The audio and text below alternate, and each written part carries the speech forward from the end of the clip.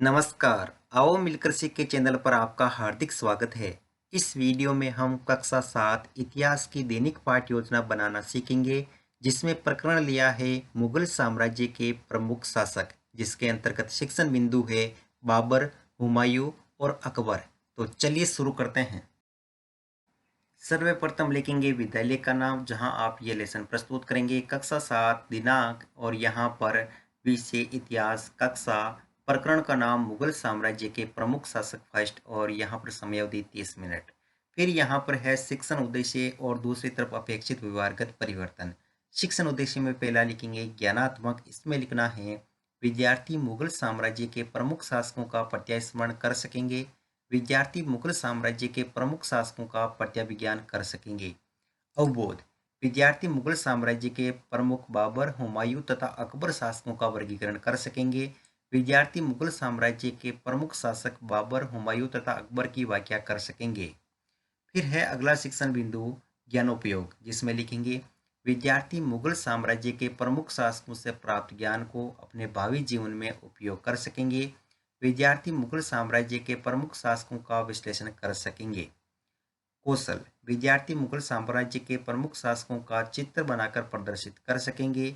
विद्यार्थी मुगल साम्राज्य के प्रमुख शासकों को समझने की कुशलता का विकास कर सकेंगे। अभिरुचि, विद्यार्थी मुगल साम्राज्य के प्रमुख शासकों का अध्ययन करने में रुचि ले सकेंगे। विद्यार्थी मुगल साम्राज्य के प्रमुख शासकों से संबंधित घटनाओं पर विचार विमर्श करने में रुचि पैदा कर सकेंगे।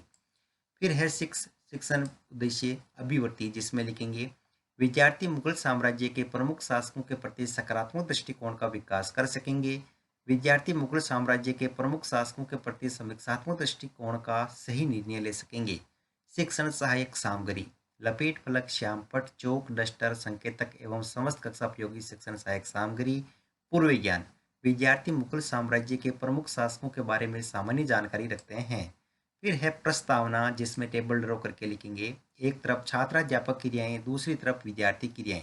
विद्यार्थी की जगह आप छात्र क्रियाएं भी लिख सकते हैं। और यहाँ पर अगर आप छात्राध्यापिका है तो जहाँ पर भी छात्राध्यापक लिखा है उसकी जगह आप छात्राध्यापिका लिखेंगे। इसमें फर्स्ट क्वेश्चन करेंगे हम किस देश में रहते हैं, तो विद्यार्थी क्रिया में लिखेंगे भारत देश में। भारत देश कब आज़ाद हुआ? 15 अगस्त 1947 को। 15 अगस्त 1947 से पूर्व भारत पर किसका शासन था? अंग्रेजों का। भारत पर अंग्रेजों से पहले किसका शासन था? तो मुगलों का।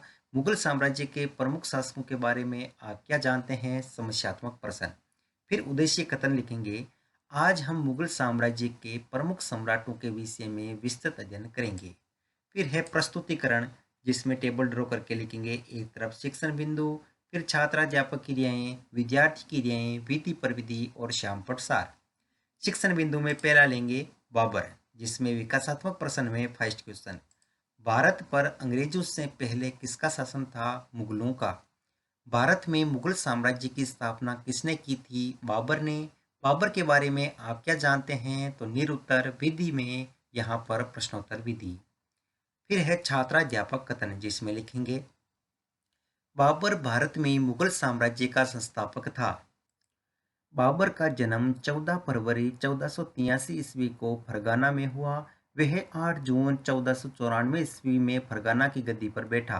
बाबर चतुराई तुर्क था। 1507 ईस्वी में कंधार विजय के समय उसने बादशाह की उपाधि धारण की।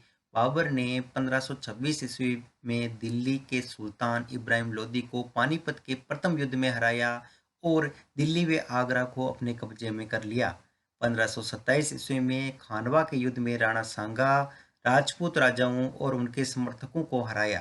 1528 ईस्वी में चंदेरी में राजपूतों को हराया। इस प्रकार बाबर ने भारत पर 5 बार आक्रमण किया। यहाँ विद्यार्थी क्रिया में लिखेंगे विद्यार्थी ध्यानपूर्वक सुनेंगे तथा मुख्य बिंदुओं को अपनी अभ्यास पुस्तिका में लिखेंगे।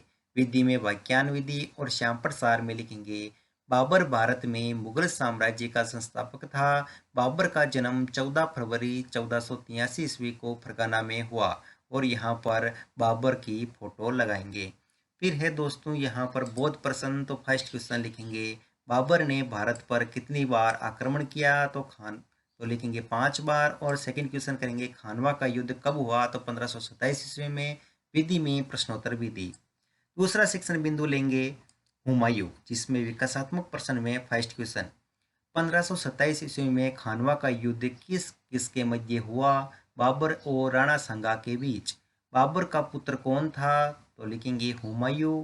हुमायूं के बारे में आप क्या जानते हैं? तो यहाँ विद्यार्थी के लिए हम लिखेंगे निरुत्तर विधि में प्रश्नोत्तर विधि। फिर है छात्राध्यापक कथन, जिसमें लिखेंगे बाबर के सबसे बड़े पुत्र हुमायूं का जन्म 6 मार्च 1508 ईस्वी को काबुल में हुआ। 1526 ईस्वी में हुमायूं को हिसार, फिरोजाबाद तथा फिर संभल की जागीर दी गई। हुमायूं ने अपने पिता की वसीयत के अनुसार जायदाद का बंटवारा किया। प्रत्येक भाई को एक प्रांत मिला। शेर खान ने हुमायूं को 2 बार हराया, 1539 में चौसा में और 1540 में कन्नौज में। इन पराजयों के कारण उसे ईरान की ओर भागने को बाध्य किया। ईरान में हुमायूं ने सफाविद शाह की मदद ली। उसने 1555 ईस्वी में दिल्ली पर पुणे कब्जा कर लिया, परंतु इसके वर्ष बाद 27 जनवरी 1556 में शेर मंडल में दीपेन नाहे नामक पुस्तक इमारत से गिरकर इसकी मृत्यु हो गई। और यहाँ पर विद्यार्थी के लिए हम लिखेंगे विद्यार्थी ध्यानपूर्वक सुनेंगे तथा मुख्य बिंदुओं को अपनी अभ्यास पुस्तिका में लिखेंगे। और यहाँ पर वाक्यान विधि और श्याम प्रसार में लिखेंगे बाबर के सबसे बड़े पुत्र हुमायूं का जन्म 6 मार्च 1508 ईस्वी को काबुल में हुआ। और यहाँ पर हुमायूं से संबंधित इमेज लगाएंगे। फिर है दोस्तों बौद्ध प्रश्न, तो इसमें फर्स्ट क्वेश्चन करेंगे हुमायूं का जन्म कब हुआ? 6 मार्च 1508 ईस्वी को। हुमायूं को हिसार, फिरोजाबाद और संभल की जागीर कब दी गई? तो 1526 ईस्वी में। विधि में प्रश्नोत्तर विधि। फिर है अगला शिक्षण बिंदु अकबर, जिसमें विकासात्मक प्रश्न में फर्स्ट क्वेश्चन 26 जून 1539 को चौसा का युद्ध किस किस के मध्य हुआ? तो हुमायूं एवं शेर खां के बीच। अगला क्वेश्चन हुमायूं का पुत्र कौन था? तो अकबर। अकबर के बारे में आप क्या जानते हैं? तो निरुत्तर विधि में प्रश्नोत्तर विधि। फिर है छात्राध्यापक कथन, जिसमें लिखेंगे अकबर का जन्म अमरकोट के राणा वीर साल के महल में 15 अक्टूबर 1542 ईस्वी को हुआ था। उसकी माता का नाम हमीदा बानो बेगम था। अकबर 13 वर्ष की अल्पायु में सम्राट बन गया था। अकबर ने बैरम खां को अपना वकील वजीर नियुक्त किया तथा उसे खान ए खाना की उपाधि दी। 1556 ईस्वी और 1570 ईस्वी के मध्य अकबर अपने संरक्षक बैरम खां और अपने घरेलू कर्मचारियों से स्वतंत्र हो गया। उसने सूरी और अन्य अफगानों, निकटवर्ती राज्यों और उज़्बेकों के विद्रोहों को दबाने के लिए सैन्य अभियान चलाए। 1568 में सिसोदियों की राजधानी चित्तौड़ और 1569 में रणथंभौर पर कब्जा कर लिया। अकबर एक कुशल योद्धा, चतुर सेनापति, कुशल प्रशासक तथा कूटनीतिज्ञ था। वे धर्मपरायण था। उसने एक नव धर्म की स्थापना की जिसे दीन ए इलाही 1581 ईस्वी कहा गया। यहाँ पर विद्यार्थी की नाम लिखेंगे विद्यार्थी ध्यानपूर्वक सुनेंगे। विधि में वाक्यान विधि और श्याम प्रसार में लिखेंगे अकबर का जन्म अमरकोट के राणा वीर साल के महल में 15 अक्टूबर 1542 ईस्वी को हुआ था। और यहाँ पर अकबर से संबंधित इमेज लगाएंगे। फिर है बौद्ध प्रश्न, तो इसमें फर्स्ट क्वेश्चन लिखेंगे अकबर का जन्म कब हुआ था? तो 15 अक्टूबर 1542 ईस्वी को। अकबर की माता का नाम क्या था? हमीदा बानो बेगम। विधि में प्रश्नोत्तर विधि। फिर है अंत में मूल्यांकन प्रश्न, तो फर्स्ट क्वेश्चन लिखेंगे कन्नौज का युद्ध कब हुआ था? 1539 ईस्वी में, 1540 ईस्वी में, 1555 ईस्वी में और 1556 ईस्वी में। अगला क्वेश्चन बाबर 8 जून 1494 ईस्वी में की गद्दी पर बैठा था, फरगाना या फिर ईरान? हुमायूं की शेर मंडल में दिनेप नाहे नामक पुस्तकालय से गिरकर मृत्यु हो गई थी, सत्य या असत्य? अकबर ने किस नव धर्म की स्थापना की थी? अकबर के वजीर किसे नियुक्त किया गया था? और यहाँ पर गृह कार्य में लिखेंगे फर्स्ट क्वेश्चन बाबर एवं हुमायूं का सामान्य परिचय लिखिए। अगला क्वेश्चन अकबर पर संक्षिप्त टिप्पणी लिखिए। अंत में परिवेक्षक टिप्पणी।